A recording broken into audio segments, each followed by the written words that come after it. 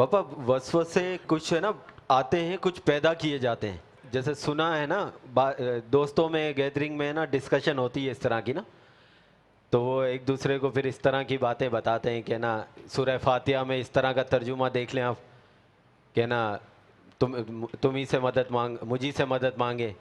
तो इस तरह के बहुत सारे, जैसे शहर या अकबाली मुझे बात से कोट कहाँ करते है हैं। सूरह फातिहा में? वो व इय्याका नस्तईन, और तुझ ही से मदद मांगते हैं। ये यूं है, मतलब या अल्लाह का हुक्म इसमें इन मानों कर नहीं है कि और मुझ ही से मदद मांगो। नहीं, बात तो अब वहां जाएगी ना कि भाई वो कहाँ है कि मुझसे मदद मांगो, किसी और से ना मांगो। किस आयत का तर्जमा किया किस आपने? आयत का तर्जुमा है? यही तो बात, यही तो जबान बंद हो जाती है। मैं अर्ज़ करूँ कुछ?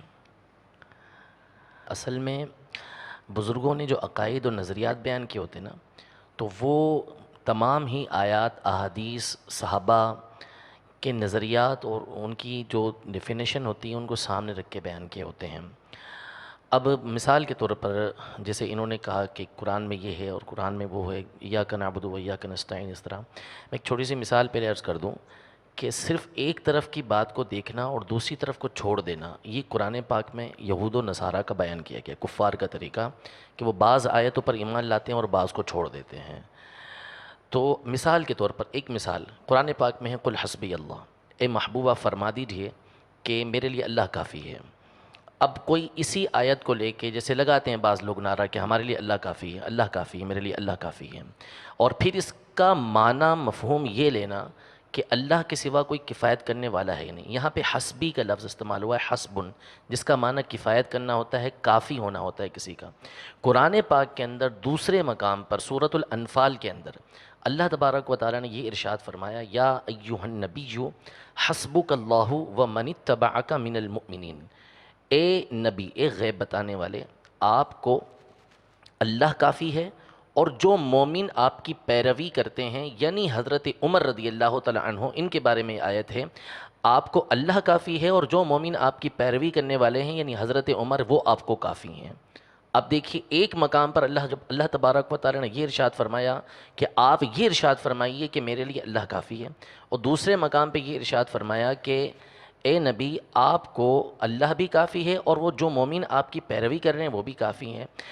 तो अब ये कोई शख्स एक ही आयत का नारा लगाता रहे और दूसरी आयत को छोड़ दे, तो फिर ये मुसलमानों वाला तरीका नहीं है। मुसलमान का तरीक़ाकार ये है कि वो इन दोनों आयतों के मफ़हूम को देखेगा कि मुफस्सिरीन ने इसका माना क्या बयान किया। अब वही माना जो मदद के हवाले से इतनी देर में बयान किया जा रहा था, वही यहाँ पर आएगा कि ये एक माना ये बनेगा इसका कि अल्लाह तबारक व ताला जो काफ़ी है, अल्लाह तबारक व ताला जो बंदे की मदद करता है वो उसकी हकीकी मदद है, वो उसकी हकीकी किफ़ायत है, वो किसी के दिए से नहीं करता। कोई उसको किफ़ायत दे, कोई उसको ताकत दे, क़ुव्वत दे, उससे वो बंदे के लिए काफ़ी हो जाए, ऐसा नहीं, उसकी हकीकी मदद है। और जब हम आएंगे मोमिनीन की तरफ कि वो नबी करीम सल्लल्लाहु अलैहि वसल्लम के लिए कैसे किफ़ायत करने वाले हैं, ये किसी और के लिए कैसे किफ़ायत करने वाले हैं, तो फिर उसका जो माना बनेगा वो ये बनेगा कि अल्लाह तबारक व ताला ने उनको कुदरत दी, अल्लाह तबारक व ताला ने उनको ताकत दी, तो इसलिए वो दूसरों की किफ़ायत करने वाले हो गए।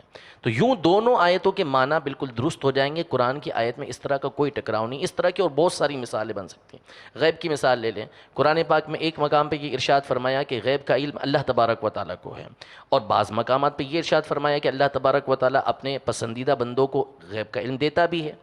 तो अब इन दोनों का माना क्या बनेगा कि एक तरफ अल्लाह तबारक व तआला ये इरशाद फरमाए कि गैब का इल्म अल्लाह के पास है, और एक तरफ ये इरशाद फरमाए कि अपने रसूलों को, पसंदीदा रसूलों को गैब का इल्म देता भी है। तो इन दोनों माना, इन दोनों आयतों का माना बिल्कुल वाज़ेह है, सिंपल बिल्कुल, कि जहाँ ये बात आई कि अल्लाह को गैब का इल्म है तो इसका मतलब है कि उसको किसी के बताए से नहीं है, वो उसको खुद ही से इल्म है। और जहाँ रसूलों की बात आती है, दूसरों को गैब की बात आती है, तो फिर इसका मतलब ये होता है कि अल्लाह तबारक व ताला के दिए से उनको गैब का इल्म हो जाता है। तो यूँ तमाम आयात और अहादीस को सामने रख कर बुज़ुर्ग जो है वो अक़ीदा बयान करते हैं।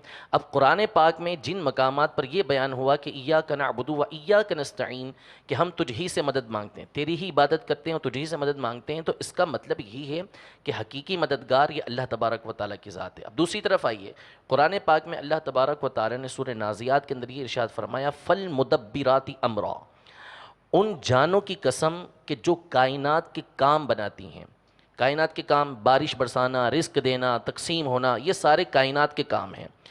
اب اللہ تبارک و تعالیٰ فرشتوں کی قسم یاد فرما رہا ہے کہ ان فرشتوں کی قسم کہ جو کائنات کے کام بناتی۔ کائنات کے کام کون بناتا ہے؟ لوگوں تک بارش کون پہنچاتا ہے؟ لوگوں کی مدد کون کرتا ہے؟ لوگوں کے پاس رزق کون پہنچاتا ہے؟ کون دیتا ہے؟ یہ سب اللہ تبارک و تعالیٰ دیتا ہے، لیکن یہاں پر اللہ تبارک و تعالیٰ فرشتوں کو کائنات کے کام بنانے والا فرما رہا ہے۔ شاہ عبدالعزیز محدث دہلوی رحمۃ اللہ تعالیٰ علیہ بہت بڑے محدث گزرے، بہت بڑے عالم دین گزرے، اعلیٰ حضرت کے استادوں کے استاد تھے۔ اعلیٰ حضرت ان کو علم کا پہاڑ فرمایا کرتے تھے، اتنے بڑے عالم دین تھے۔ یہ اپنی تفسیر عزیزی کے اندر فرماتے ہیں فالمدبرات امرا، یعنی کائنات کی تدبیر بنانے والے آپ فرماتے ہیں کہ جب اللہ کے نیک بندے اس دنیا سے رخصت ہوتے ہیں تو ان کی جو روحیں ہوتی ہیں وہ فرشتوں کے ساتھ مل جاتی ہیں اور اب لوگوں کے کام بنانا شروع کر دیتی ہیں۔ اب دیکھیے یہ قرآن میں فرشتوں کے لیے اللہ تبارک و تعالیٰ نے یہ فرمایا کہ وہ لوگوں کی تدبیر کرنے والے ہیں، ان کے کام بنانے والے ہیں، تو دونوں کا مطلب جو ہے وہ بالکل واضح ہو جائے گا۔ ایک حدیث پاک میں جیسا کہ یہ سوال کیا گیا کہ بھائی جب اللہ تبارک و تعالیٰ مدد کرتا ہے تو تم کیوں دوسروں سے مانگتے ہو؟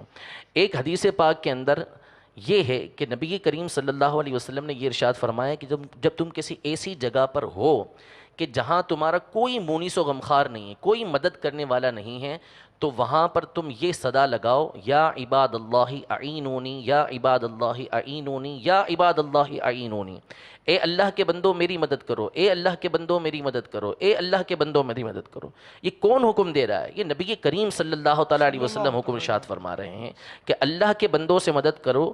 مولا علی قاری رحمۃ اللہ تعالیٰ علیہ اس حدیث کی شرح کرتے ہوئے ارشاد فرماتے ہیں کہ اللہ تبارک و تعالیٰ کے کچھ نیک بندے وہاں پر موجود ہوتے ہیں، رجال الغیب وہاں پر موجود ہوتے ہیں جو بندے کے کام بنا دیتے ہیں۔ امام احمد بن حنبل رضی اللہ تعالیٰ عنہ، امام کبیر، اتنے بڑے امام، کروڑوں حنبلیوں کے پیشوا، ان کی صحیح سند کے ساتھ ان کے بیٹے نے اپنی کتاب کے اندر یہ بات لکھی ہے کہ حضرت امام احمد بن حنبل خود فرماتے ہیں کہ میری سواری جو ہے یہ بھاگ گئی، تو اب انہوں نے یہ نہیں کہا یا اللہ میری سواری روک دے، یا برابر میں بیٹھے ہوئے کسی شخص کو کہا ہو بھاگ کے جاؤ میری سواری کو روکو، بلکہ انہوں نے یہ کہا یا عباد اللہ احبسونی، اے اللہ کے بندو میری سواری کو روک دو۔ آپ فرماتے ہیں وہیں پہ سواری رک گئی۔ اب یہ دیکھیں سواری بھاگ گئی ہے اور غیب میں بندوں کو یہ امام احمد بن حنبل پکار رہے ہیں کہ میری سواری رک دو، تو کیا امام احمد بن حنبل نے قرآن پاک نہیں پڑھا تھا؟ کیا امام احمد بن حنبل کے سامنے احادیث طیبہ نہیں تھیں؟ بالکل تھیں، لیکن ان کا نظریہ یہی تھا کہ یہ سارے کے سارے جتنے بھی افراد مدد کرنے والے ہیں یہ اللہ تبارک و تعالیٰ کی مدد سے مدد کرنے والے ہیں۔ جہاں تک رہا یہ اللہ تبارک و تعالیٰ مدد کرتا ہے تو اس کے بندوں سے کیوں مدد مانگی جائے؟ ایک حدیث پاک بخاری شریف کی ہے، کتاب الزکوٰۃ کے اندر نبی کریم صلی اللہ تعالیٰ علیہ وآلہ وسلم نے اپنے صحابہ سے یہ ارشاد فرمایا کہ جب کوئی سائل سوال کرنے کے لیے آئے نا تو تم اس کی سفارش کیا کرو۔ سوال کر رہا ہے وہ نبی کریم صلی اللہ علیہ وسلم سے، لیکن نبی کریم صلی اللہ علیہ وسلم صحابہ کو فرما رہے ہیں تم اس کی سفارش کیا کرو، وجہ یہ ہے کہ تمہیں اس کا اجر دیا جائے گا، حالانکہ اللہ نے جو اپنے نبی کی زبان پہ فیصلہ فرمانا ہے وہ فرما دیا ہے۔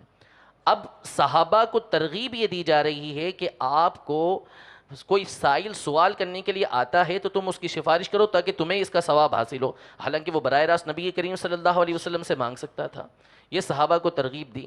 قرآن پاک میں اللہ تبارک و تعالیٰ نے یہ ارشاد فرمایا کہ یا ایھا الذین آمنوا اتقوا اللہ وابتغوا الیہ الوسیلہ، اے اللہ کے بندو، اے مومنو اللہ سے ڈرو اور اللہ کی بارگاہ میں وسیلہ تلاش کرو۔ کیا ضرورت ہے ہمیں اللہ کی بارگاہ میں وسیلہ تلاش کرنے کی؟ کیوں تلاش کریں؟ اللہ تک تو ڈائریکٹ پہنچا جا سکتا تھا نا، لیکن اللہ تبارک و تعالیٰ چونکہ اپنے بندوں کو پسند فرماتا ہے، نیک بندوں کو، کہ ان کا مقام اور مرتبہ اللہ کی بارگاہ میں بلند ہو اور ان کی وجاہت جو ہوتی ہے، ان کی شخصیت اللہ تبارک و تعالیٰ کی بارگاہ کے اندر بہت بڑی ہوتی ہے، تو اس لیے اللہ تبارک و تعالیٰ نے یہ ارشاد فرمایا کہ وسیلہ تلاش کر کے اللہ کی بارگاہ کے اندر پہنچو۔ تو یہ جو اولیاء اللہ سے مدد مانگی جاتی ہے، یہ انبیاء سے مدد مانگی جاتی ہے، یہ نبی کریم صلی اللہ تعالیٰ علیہ وسلم کی تعلیمات میں سے ہے۔ خود نبی کریم صلی اللہ علیہ وسلم نے اس کا حکم ارشاد فرمایا، اور اس کی وجہ یہ ہے کہ اللہ تبارک و تعالیٰ اس بات سے خوش ہوتا ہے کہ اس کے نیک بندوں کی تعظیم و تکریم کی جائے۔ یہ ان سے مدد مانگنا ان کی تعظیم و تکریم کرنا ہے، اور حقیقت کے اندر ان سے مدد مانگنا یہ ان سے مدد مانگنا نہیں ہے بلکہ ان کے وسیلے سے اللہ تبارک و تعالیٰ سے مدد مانگنا ہے۔ اور وہ قرآن کی آیت میں حکم فرمایا کہ وَابْتَغُوا إِلَيْهِ الْوَسِيلَةَ، اللہ کی بارگاہ میں پہنچنے کے لیے وسیلے کو اختیار کرو۔ اسی طرح حدیث پاک بہت ساری سندوں کے ساتھ یہ حدیث پاک ہے فتاوی رضویہ کے اندر کہ اطلب الخیر عند حسان الوجوہ، یعنی وہ چہرے کہ جو عبادتوں کی وجہ سے پر رونق ہو چکے ہیں، خوبصورت ہو چکے ہیں، ان سے جا کے اپنی حاجتوں کو طلب کرو۔ یعنی اس حدیث پاک کے اندر حکم دیا گیا کہ نیک لوگوں سے اپنی حاجتوں کو طلب کرو، اور پھر آپ صحابہ کرام علیہم رضوان کے عمل کی طرف آتے جائیں تو آپ کی آنکھیں کھلتی چلی جائیں گی۔ تو اس طرح اگر واقعات کو بیان کرتے جائیں تو سینکڑوں واقعات اس طرح کے موجود ہیں کہ جس میں صحابہ کرام علیہم رضوان نے نبی کریم صلی اللہ تعالیٰ علیہ وسلم سے ایسی مددیں مانگی ہیں کہ جس کا ہم تصور بھی نہیں کر سکتے۔ ایک صحابی رضی اللہ تعالیٰ عنہ، ان کا ہاتھ نکل گیا۔ اب بعض لوگ کہتے ہیں نا کہ یہ تو ساری جتنی بھی مددیں تھیں یہ دنیاوی مددیں ہیں، ایک صحابی کا ہاتھ نکل گیا تو اب ہونا کیا چاہیے، کسی طبیب کے پاس جائیں، کوئی ڈاکٹر سے اس کو سلوائیں، لیکن وہ نبی کریم صلی اللہ علیہ وسلم کی بارگاہ میں حاضر ہوئے اور عرض کیا کہ میرا ہاتھ نکل گیا ہے۔ حضور علیہ الصلوۃ والسلام نے اپنا لعاب دہن اس پہ لگایا، ان کا ہاتھ جڑ گیا بالکل۔ تو یہ مدد کیا ما تحت الاسباب ہے؟ وہ مدد ہے کہ جو عام طور پہ کی جاتی ہے؟ یقیناً نہیں کی جاتی۔ میں اور آپ اپنا تھوک لگا کے دیکھ لیں، اس کا زخم سڑ جائے گا بجائے اس کا ہاتھ جڑنے کے، لیکن نبی کریم صلی اللہ تعالیٰ علیہ وسلم کے لعاب دہن کی برکت دیکھیں کہ وہ ہاتھ جڑ گیا۔ اسی طرح ایک صحابی کی آنکھ کا ڈھیلا باہر آ گیا تھا، تو وہ اس ڈھیلے کو لے کر بارگاہ رسالت میں حاضر ہوئے تو نبی کریم صلی اللہ علیہ وسلم نے اپنا مبارک تھوک مبارک لعاب دہن جو ہے وہ اس ڈھیلے پر لگایا اور آنکھ کو جوڑ دیا۔ وہ فرماتے ہیں کہ میں فرق ہی نہیں کر سکتا کہ کون سی آنکھ سے زیادہ نظر آتا ہے۔ تو یہ وہ مددیں ہیں کہ جو صحابہ کرام علیہم رضوان زندگی میں بھی حضور علیہ الصلوۃ والسلام کی ظاہری زندگی کے اندر بھی مانگتے رہے اور وصال ظاہری کے اندر بھی مانگتے رہے ہیں۔ تو اللہ رب العزت جل وعلا ہم سب کے عقیدے کی جو ہے وہ حفاظت فرمائے۔ تو قرآن کی تمام آیات کو دیکھ کر ہی عقیدہ بنتا ہے، اور یہ عقیدہ بزرگ اپنی کتابوں کے اندر عرصہ دراز پہلے بیان کر کے جا چکے ہیں۔ فیضان مشکل کشا، فیضان مشکل کشا۔